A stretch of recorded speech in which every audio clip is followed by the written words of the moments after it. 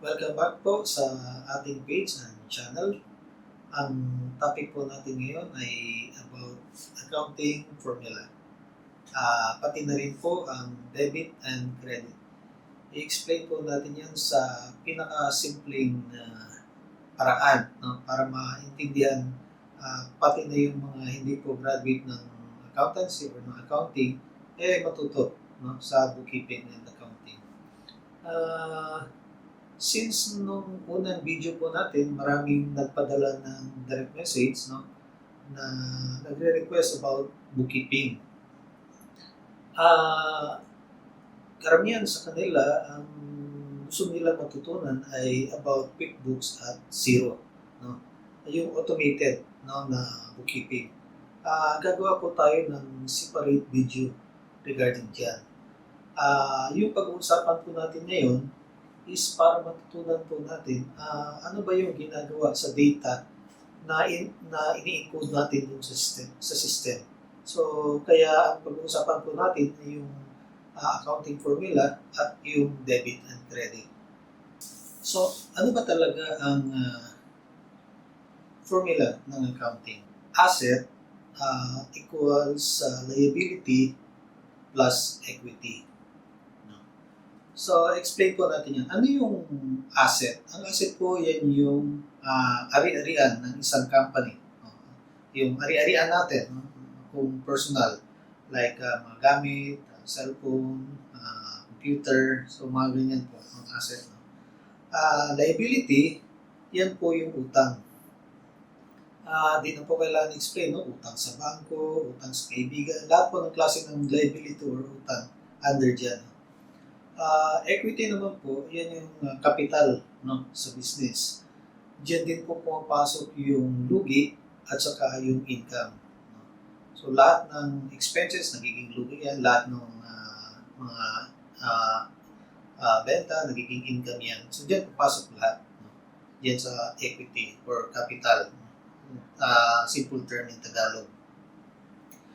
Now, i-relate natin siya sa debit and credit.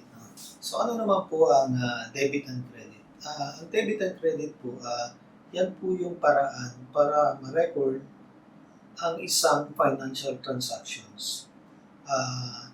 Sa isang transaction po, merong tumataas, no, or nag-increase, meron ding nababawasan, no, or bumababa.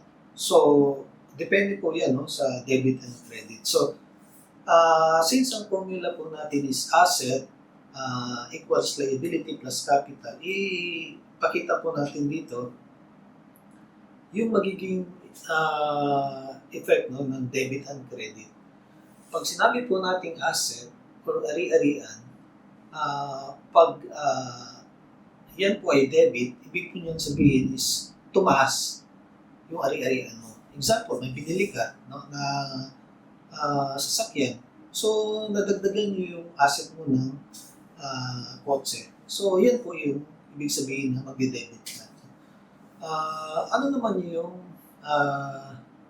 credit? Yan naman po, pag nabawasan yung inyong mga ari-arian. So, kanina, nadagdagan, debit, pag nabawasan is credit.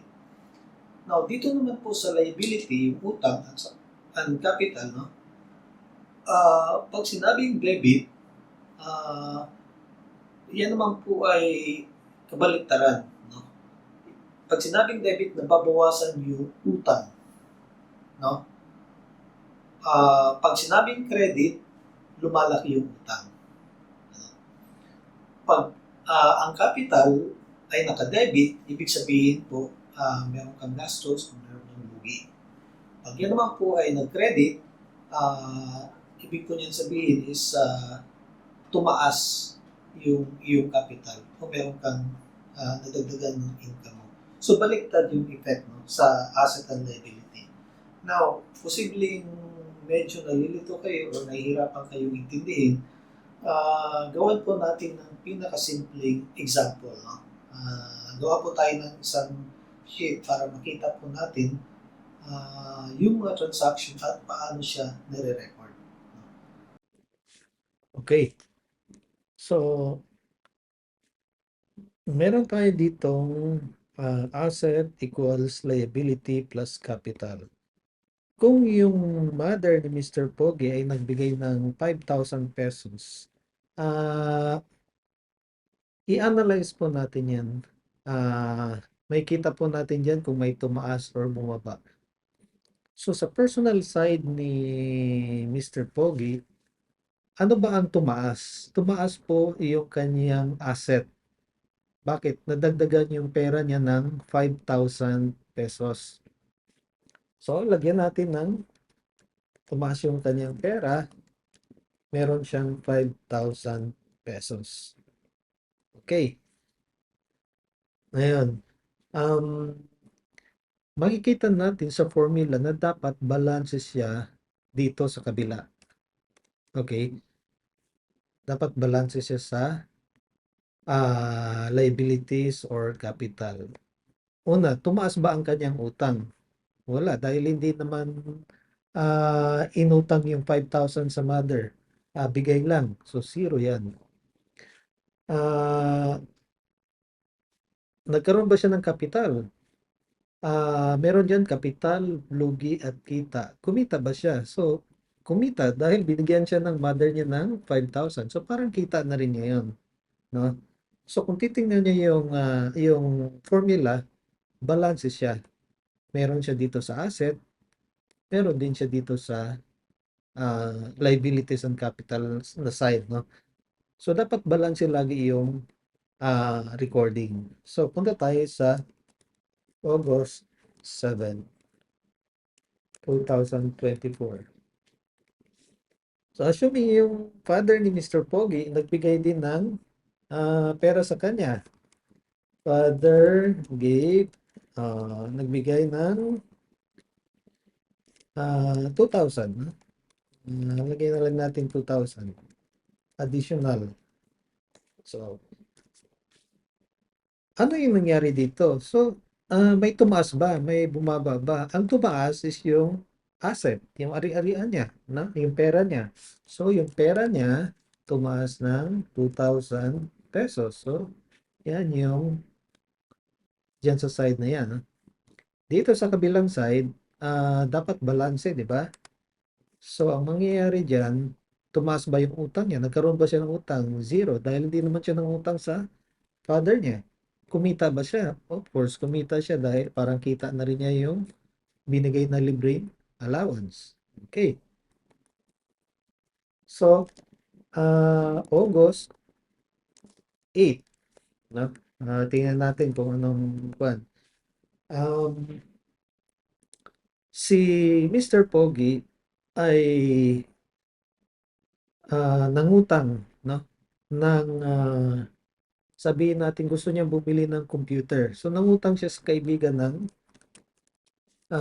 utang ng 20K sa kaibigan. Okay? So, ano mangyayari? Analyze natin yan. May tumaas ba? Laging may question yan, bawat kolong. May tumaas ba? Of course, tumaas yung pera niya dahil nakatanggap siya ng 20,000 pera. Okay? Dapat balanse, di ba? Nagkaroon ba siya ng utang? Of course, nagkaroon siya ng utang na 20,000. So, balance na yan. Nagkaroon ba siya ng kapital, lugi or kita? Wala, dahil wala namang nalugi sa kanya, nangutang lang siya, di ba? So, zero. Balanse pa rin yan. So, nung August 9, okay, example natin, makita ni Mr. Pogi yung crush niya. So, nagpautang siya ng 1,000. Nagpautang ng 1,000, 1K kay crush. So, anong mangyayari ngayon? Nagpautang siya, nadagdagan ba yung asset ni Mr. Pogi? Wala, dahil nagpautang siya, nabawasan pa ng 1,000. So, yung pera niya is nabawasan. So, minus 1,000. Okay? Okay. Equals. Nagkaroon ba ng utang si Mr. Pogi, hindi po. Dahil siya ang nagpautang. So, hindi siya nagkaroon ng utang. Siya pa ang nagpautang. So, zero yan. Nagkaroon ba siya ng equity, capital? Hindi. Nagkaroon ba siya ng lugi? Hindi rin. Dahil pinautang naman niya yun. Hindi nawala yung pera niya. Nagkaroon ba siya ng kita? Hindi rin. So, zero. So, paano ngayon yan? Hindi na balanse. So, pag hindi balanse, dapat meron pa rin, ito na, August 9, 2024. Ayan, nagpautang kay Crush. Nagpautang ng 1K kay Crush. So, anong mangyayari ngayon? May pautang. Meron siyang receivable or dapat meron siyang matatanggap kay Crush pag nagbayad na. So, ibig sabihin yan, merong dalawang entry or merong dalawang recording dito sa asset side. May bumaba yung pera niya, pero may tumaas naman yung kanyang collectible o yung matatanggap niya kay Crush pag nagbayad na ng utang. So dito sa kabilang side is zero, so balance pa rin, no? Zero dito, ito ang effect niyan is zero din, no? May tumaas na asset, may bumaba, same amount, so pareho lang. So sabihin natin pagdating ng August 10, 2024. Since nangutang si Mr. Pogi sa kaibigan ng 20,000 para pambili ng computer, so bumili ng computer. Ah, since meron si Mr. Pogi, meron siyang crush, no? Dapat yung 20,000 is ibibili niya ng computer. So ang ginawa niya, nag-down payment lang siya ng 15K. Dahil yung 5,000 pesos is tinabi niya para sa pang-date niya sa crush niya. So, anong mangyayari ngayon? May tumaas ba dito sa asset?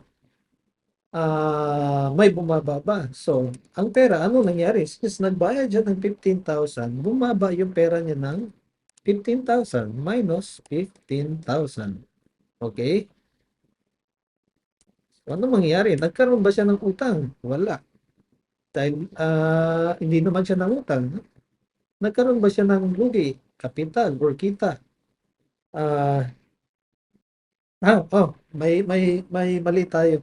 Nagkaroon ba siya ng utang? No, yung computer is dapat 20,000 yung halaga, no? Binayaran niya 15. Nagkaroon siya ngayon ng utang na 5,000. So, ganyan. So, paano yan? Hindi balance yung equation ng asset equals liabilities and capital. Dito, minus 15. Dito, merong 5,000. Hindi balanse. So, dapat meron pang isang entry dito. August 10, 2024. Bumili ng computer, no? Ayan. Computer. May tumaas ba sa kanya? Of course, merong tumaas. Nagkaroon siya ng computer na worth 20,000. So, kung titingnan mo, ang total nito, 15 minus 20, ang net niyan is 5,000. So, 5,000 dito rin 5,000. Meron bang nabawasan sa asset ni Mr. Pogi? Meron. Yung 15,000 binayad niya pang down payment. Meron bang nadagdagan sa asset niya? Meron. Yung computer niya na worth 20,000. So, ang net niya is 5,000. Dito sa kabila, meron ba siyang utang? Of course, nagkaroon siya ng utang na 5,000 dahil ang worth ng computer is 20,000. Ang binayaran niya is 5,000 lang. No? So, ganoon.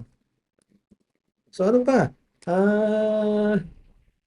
Lagyan pa natin ng ibang transaction para mas maintindihan. No? August 12, 2024. Si Crush nagbayad ng 1,000. So, sabihin natin na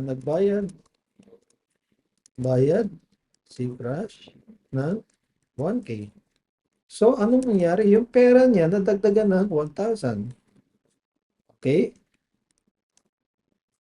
Nagkautang ba siya? Wala. Dahil nangolekta siya ng utang, hindi siya nagkaroon ng utang, no? Nangolekta siya. May lugi ba siya? Wala.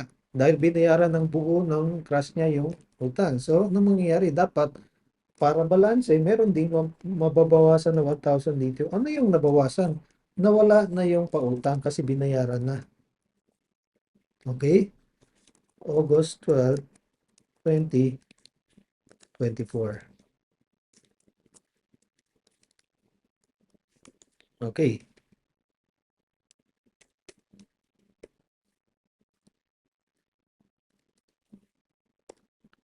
Ngayon, ah, i-relate natin yung formula dito sa debit and credit, no? Meron tayong explanation dito kanina sa taas na yung debit, ah, kapag tumaas o nadagdagan ang ari-arian. So, ibig sabihin niyan, since ang isang transaction may debit and credit, ah, ang debit, ito, pag nakatanggap siya ng pera, debit yan. Ano yung katumbas na credit niya?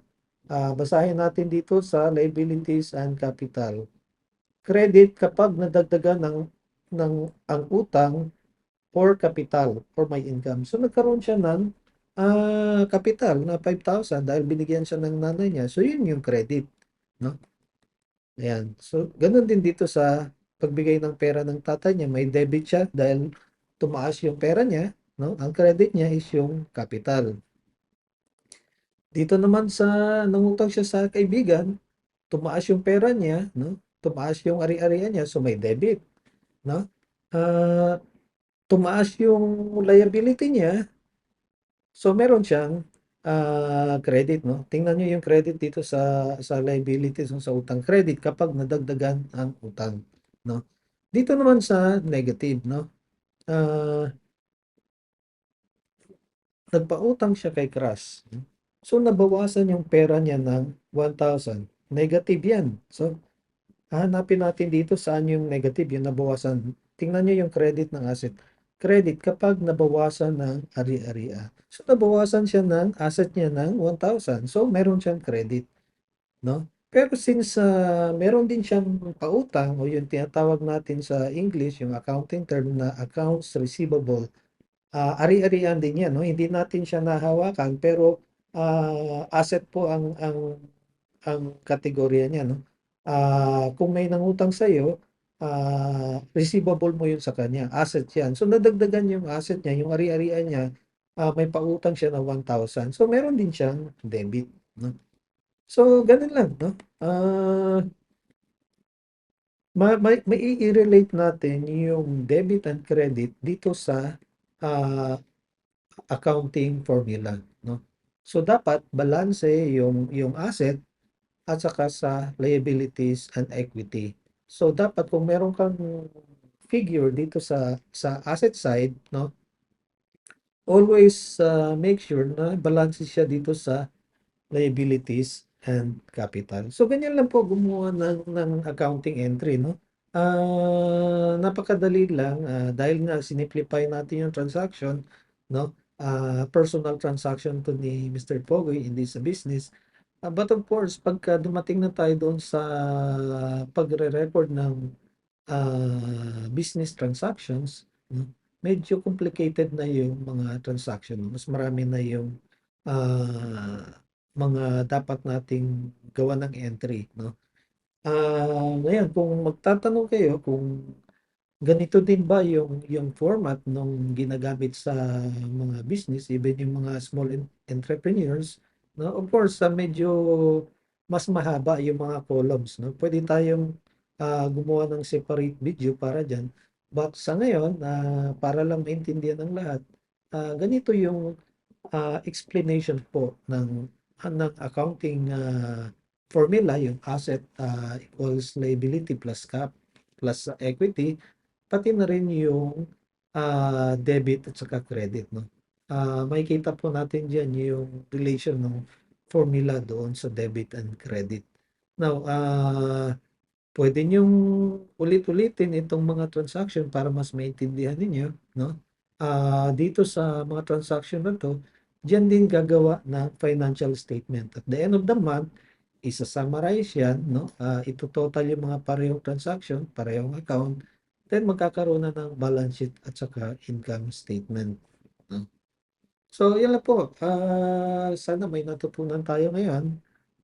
Kung nagustuhan niyo 'tong video na 'to, share niyo po sa mga kaibigan niyo 'no, para next time mas marami tayo. Pwede rin po tayo mag-live 'no, para mas masagot natin yung, mga questions niyo outright, yung mga gusto magpaturo ng mas, complicated 'no, na format. Kung meron kayong mga business 'no, gusto niyong gumawa ng sarili niyong bookkeeping instead na magbayad kayo ng, mga third party bookkeepers 'no, or gusto niyo maintindihan yung mga ginagawa nila 'no, puwede po tayong mag-live diyan, gumawa tayo ng, mas mas, mahabang worksheet para sa recording na applicable po sa inyong business.